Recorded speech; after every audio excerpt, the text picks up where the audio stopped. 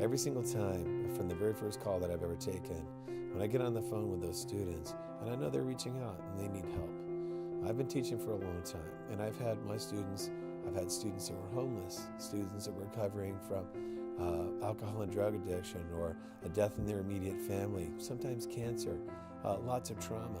And you know, they're people's children, and they need help. And when these kids, they pick up the phone and they call you, they're asking for help.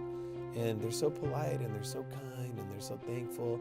And at the end of the day, when they're done, they're just really excited that they got it done. I know you can think back at the times when you had homework. Let's say you're doing your math problem, and you do one or two in class, and it all seems really easy. And then you get home, and the first one's just like the one you did in class. And the next one might be a little bit different. And then you're stuck. So you're sitting there, and you're staring at it. Your mom and dad don't have time to help. Maybe they're not there. Your brother and your sister, maybe you don't have one. Or if they are, they're doing something else. So what do? You're stuck, you know?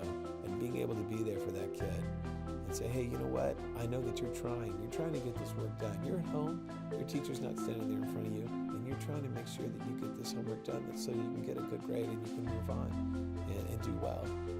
Sometimes, you know, working in school can be, you know, discouraging. And sometimes, you know, I'd have a bad day at school, and I'd come here exhausted. You know, the kids just were not getting it, you know.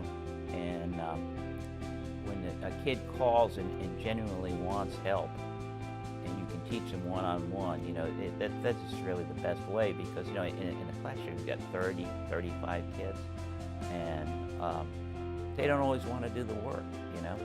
But coming here, the kids are always appreciative, and I really feel like I'm doing something, you know. I didn't always get that feeling when I was in the classroom. I think probably one of the things I like most is most of the calls here are very respectful and really receptive, and students are so appreciative of the help. You talk to a lot of parents and grandparents, and sometimes like neighbors who just, they're like, I don't know how to do this, my child doesn't know how to do this, can you help them out? And people are just really appreciative, and just it's good to feel appreciated. And it's good to help them get their homework done. And people call and are like, oh my gosh, that was amazing, like I wish my teacher would have explained it that way. So it's nice to know that like we're able to help kids with things when like they get home and might feel lost.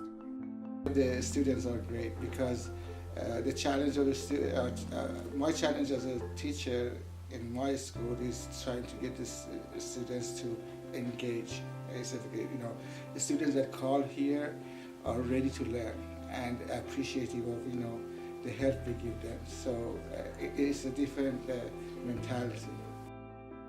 It's really actually a really nice relief from wrangling kids all day in a classroom to come here and then one-on-one work with a student and truly get them through and help them understand the homework that they're working on. And they are almost all of them extremely grateful. They want to work on it. They're really motivated. So it's a very pleasant work environment.